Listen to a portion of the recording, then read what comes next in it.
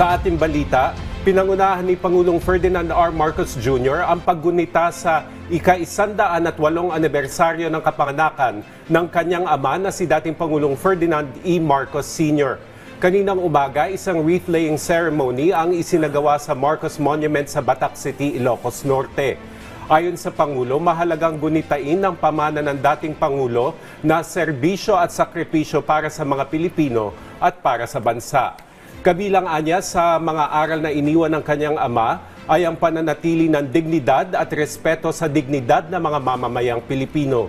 Mula sa wreath-laying ceremony ay namahagi ang Pangulo ng medical equipment mula sa Philippine Charity Sweepstakes Office para sa ilang munisipalidad at lungsod sa Ilocos Norte.